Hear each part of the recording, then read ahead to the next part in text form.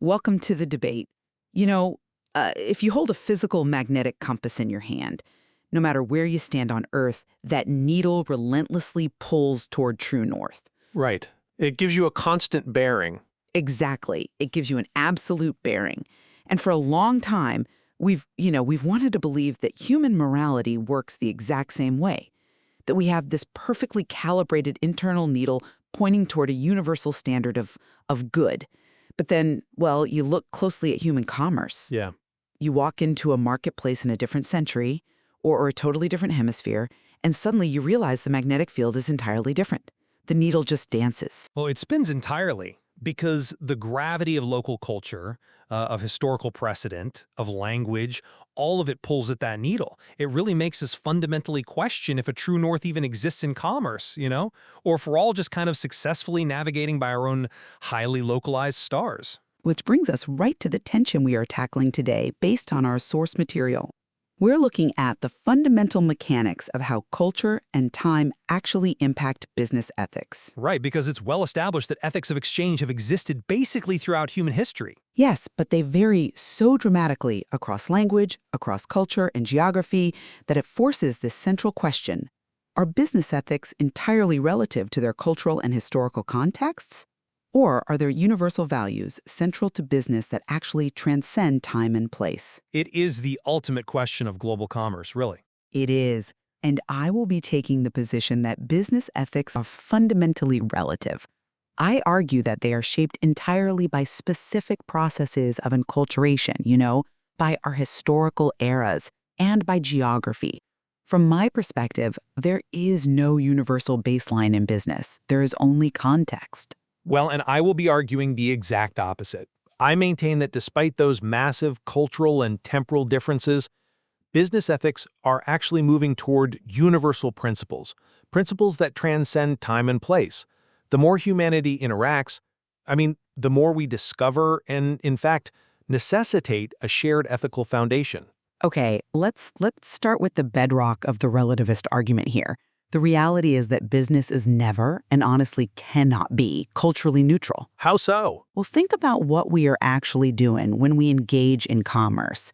We are exchanging goods and services to create value. But value isn't this open-ended, objective human truth. It relies heavily on deeply ingrained local beliefs. Beliefs about labor, about ownership, about what constitutes property, and who even holds rights. Right, the local norms. Exactly. We are all products of enculturation, right? We absorb the language, the religious undertones, and the fundamental rules of the society we happen to grow up in. And organizations are no different. They draw their entire mission and their ethical codes directly from the culture in which they are formed. So, because every society has a radically different process of enculturation, the ethics of the businesses born from those societies must logically be entirely relative. I hear that, but I come at it from a completely different way. I certainly don't deny the existence of enculturation. It heavily influences our starting points, it roots us locally, I'll give you that. But there is a second, equally powerful mechanism at play here, which is acculturation. You mean the socialization that stems directly from cultural exchange? Precisely. Because when businesses interact across borders, they don't just, stay isolated in their little enculturated bubbles. They have to actually trade, and the friction of that trade forces us towards shared norms. Does it though? It absolutely does. We see this so clearly in the evolving mechanics of our current era of economic globalization. Just think about how the fundamental purpose of a corporation is shifting right now. It is no longer viewed solely as this wealth-generating engine for shareholders. Well, some would argue it still is. Sure, some would, but the overarching mandate has expanded. It's now about balancing profitability with a tangible responsibility to the public interest and to the planet. That global alignment, the fact that organizations worldwide, from Tokyo to Toronto, are now expected to affect social change, suggests that overarching, universal ethical values actually do exist. And they operate at the individual, organizational, and societal levels. I see why you think that. I really do. But let me give you a different perspective, one grounded in how these cross-cultural encounters actually play out in practice. Because, you see acculturation building shared norms, but I see dominant cultures simply colliding with differing frameworks. Okay, give me an example. Let's look at a foundational historical encounter from the material. The very famous 1626 interaction in Manhattan. The Dutch West India Company and the Lenape. Exactly. You have Pierre Minuit, the newly appointed Director General of the New Netherland colony, transacting with the Native American Lenape tribe. Now, we know no physical deed of sale actually remains, but historians basically agree a major exchange of goods for access to the land occurred. And when I look at this event, I see absolute, undeniable proof that commerce is entirely relative to culture. Because of the misunderstanding of property. Radically different understandings. You had two groups occupying a single geographic area, but they were operating with vastly different experiences of reality. The Dutch arrived with this European, highly enculturated understanding of real estate. To them, land was a commodity. Right. You enclose it, you draw a border around it, you purchase exclusive, permanent ownership of it, and then you extract value from it for your investors back across the ocean. But the Lenape had an entirely different worldview. In their framework, you couldn't own the land any more than you could own the air. You had use rights. You stewarded it. Precisely. They weren't operating on a universal ethical wavelength at all. The ethics of that specific commerce were entirely relative to each culture's localized definitions of property. I mean, the Dutch thought they were buying it forever, and the Lenape likely thought they were just agreeing to share its resources for a season. Right, and it is an excellent example. Honestly, looking at the stark differences there, it requires real intellectual humility to acknowledge just how far apart those two groups were in their fundamental understanding of the exchange. It was a massive gulf. It was. However, and this is key, the very act of that exchange represents a crucial intersection point. While it was a historical case and obviously fraught with tragic misunderstanding, it perfectly illustrates the messy beginnings of localization. You mean adapting products and practices for non-native environments? Exactly. Because look, the Dutch and the Lenape didn't share a language. They didn't share a religion. They didn't have the same legal system or currency, but they found just enough common ground to execute a transaction. A highly flawed transaction. Flawed, yes, but that friction, that absolute necessity to figure out how to trade despite those massive gulfs, is the engine of acculturation. When you have to adapt your products or your negotiation styles for a non-native environment, you are forced to slowly develop common ethical ground. Over centuries of these localized interactions, the rough edges of cultural misunderstanding get sanded down. It's an evolutionary mechanism. It pushes us toward those universal standards of fair dealing that I mentioned earlier. Well, that's an interesting point, though. I would frame it very differently. Because you see the sanding down of rough edges toward an inevitable universal truth, right? But I see ethics simply changing shape to fit whatever new container society builds. And those containers aren't just geographic or cultural. They are temporal. They are entirely defined by time and technology.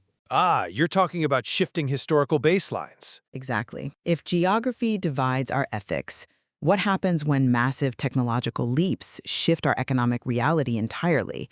Bias is built so deeply into the human psyche. We have this tendency to look back and make these snap moral judgments about past eras based on today's standards, which I think is intellectually dishonest. Fair enough. If we trace the major historical periods from the material, the age of mercantilism, the Industrial Revolution, the post-industrial era, the information age, and today's economic globalization, we see ethics constantly adapting to the economic mechanisms of the time. Okay, so give me an example of the mechanism shifting. Let's look at mercantilism.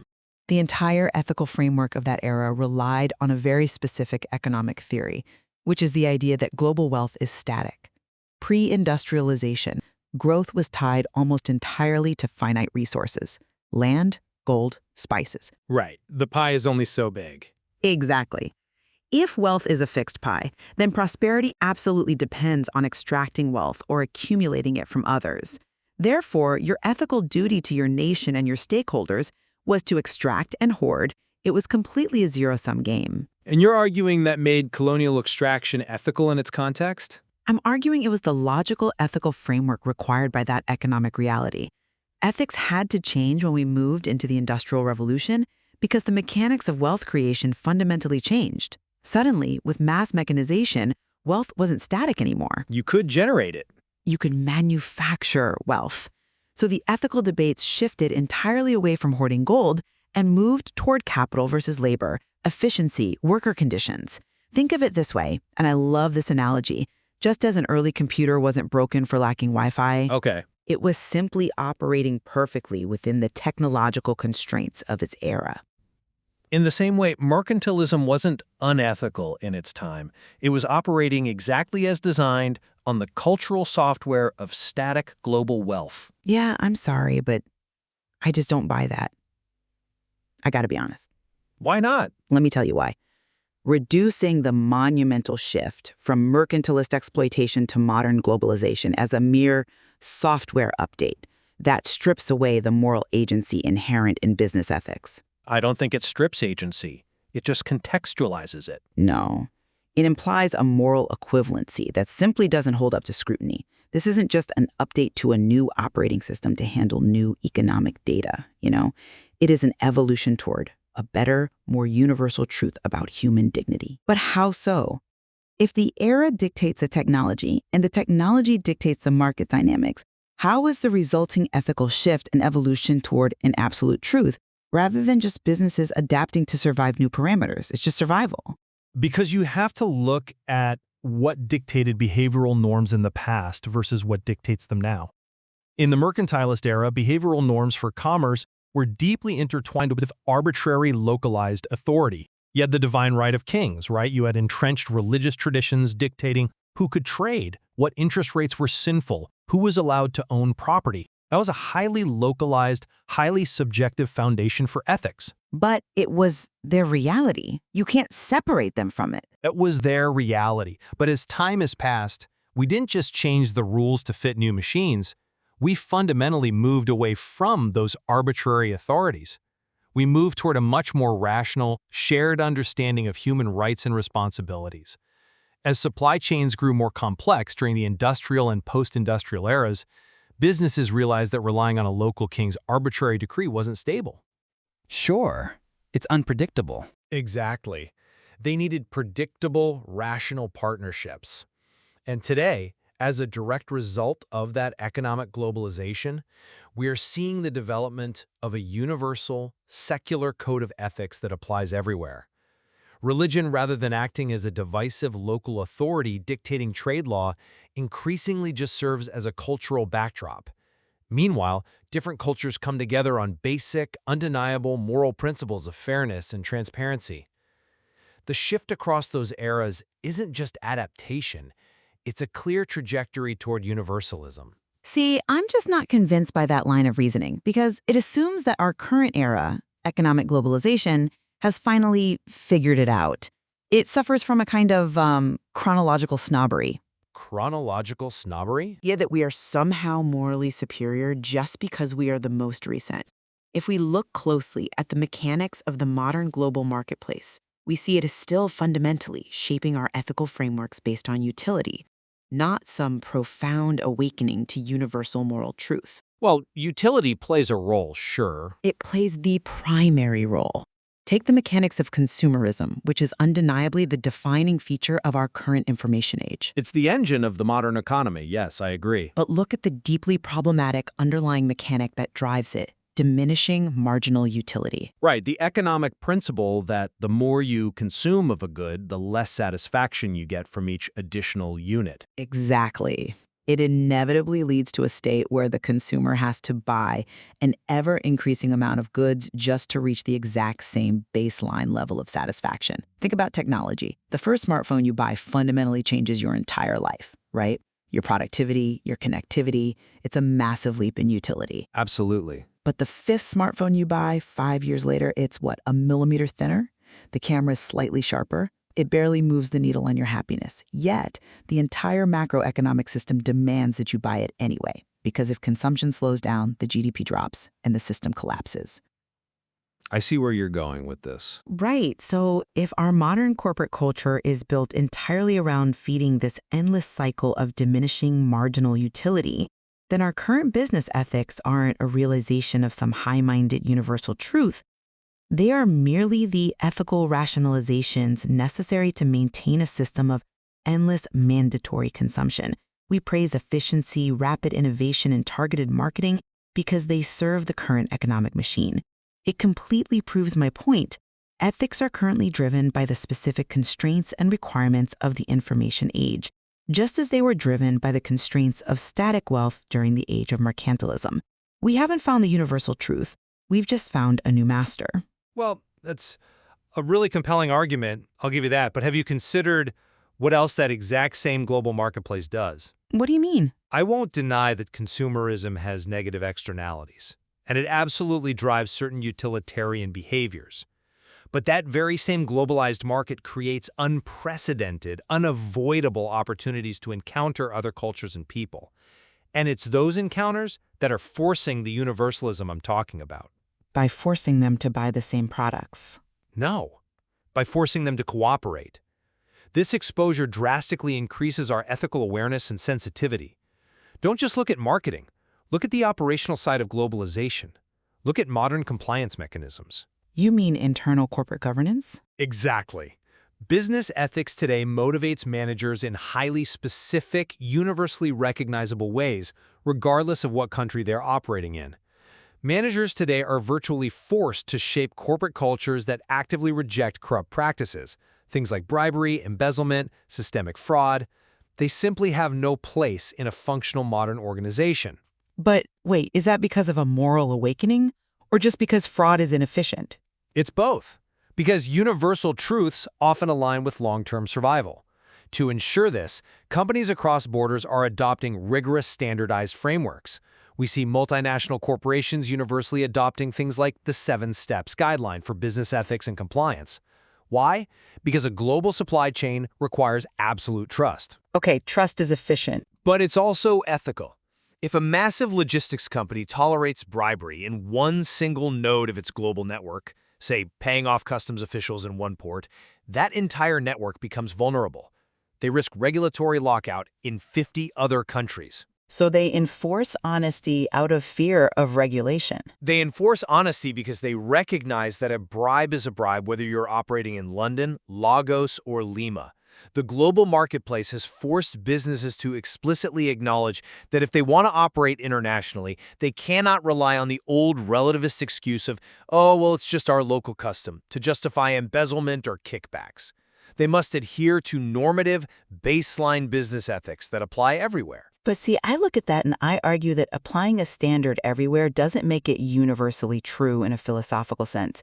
It just makes it a universally enforced rule of the current dominant economic system. I don't think you can separate the two so cleanly. I think you have to, because what you are describing is just the dominant Western corporate culture imposing its enculturation on a global scale because it holds the purse strings. Yeah, I have to push back hard on that. Rejecting fraud and bribery isn't an imposition of a dominant cultural quirk. It's the recognition of a universal necessity. Let's define what we mean by universal values in this context. We are talking about ethical principles that apply everywhere precisely because they protect the fundamental mechanics of cooperation.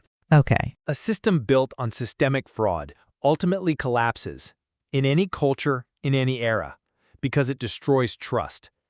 And trust is the absolute prerequisite for any exchange of goods and services, whether you are trading beaver pelts in 1626 or semiconductor chips in 2026.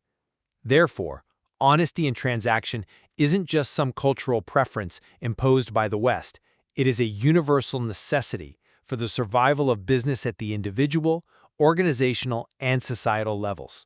Well, we are approaching the end of our time here, so let's synthesize where we stand on this incredibly complex issue.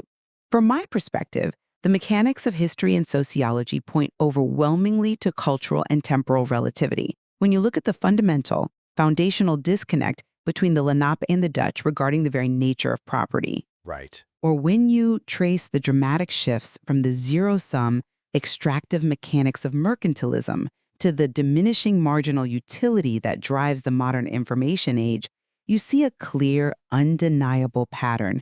Business ethics are constantly changing shape. They are a function of enculturation, time, and technology. They adapt completely to fit the specific needs, limitations, and beliefs of the societies that create them. And, to synthesize my perspective, while I concede that local cultures undeniably inform the initial application and flavor of business, the long arc of history bends toward shared principles. The very real mechanisms of acculturation and localization, the friction of trading across borders, force us to bridge those cultural divides. Furthermore, the sheer complexity of modern economic globalization, the absolute necessity of trust in global supply chains, and the evolving mandate that businesses must balance public interests and planetary responsibility, all of it points toward undeniable, universal values. Values that transcend both time and geography. I think where we do find a strong point of convergence today is in acknowledging the profound, unavoidable role that specific environmental factors play. It is clear that geography, local resources, and particularly the cultural backdrop of local religion will always heavily influence a business's daily relationship with its stakeholders. Absolutely. From how a manager treats employees to how a company interacts with the local government and the environment, the local context will always be the physical arena in which business ethics are actually practiced. I agree with that entirely. The local environment shapes the daily relationship. Where we clearly agree to disagree is on the ultimate horizon line. You see that local context as the absolute boundary of ethics, like an inescapable bubble. Whereas I believe that through those local interactions, we are actively developing a truly universal, secular code of ethics that can and ultimately will guide and elevate those localized morals. And navigating that exact tension remains the ultimate challenge for modern business leaders. Managers today operate in a highly volatile, highly competitive international environment. Their task is not to simply erase local differences. No, definitely not. Nor is it to blindly accept every local custom. Their job is to deeply understand the mechanics of these local cultures, draw out their best values, and intelligently integrate them into resilient, overarching management models. Exploring these historical and cultural tensions isn't just a theoretical or academic exercise. It is the very real process by which we build better, more effective corporate environments. There is clearly much more depth to exploring these concepts. And as always, we invite you, the listener, to weigh the mechanics we've discussed today and form your own conclusions. Yeah, the landscape of global business is incredibly vast, the history is deep, and the valid perspectives are many. Indeed. We began today by picturing a compass, watching a needle search for an absolute true north amidst the constantly shifting magnetic fields of culture, time, and technology. Whether you believe that needle is ultimately guided by an unyielding universal truth, or you believe it is simply pulled by the sheer gravity of the specific era and the geography in which you happen to stand, one thing remains absolutely certain. If you want to survive in global commerce, you can't afford to take your eyes off it.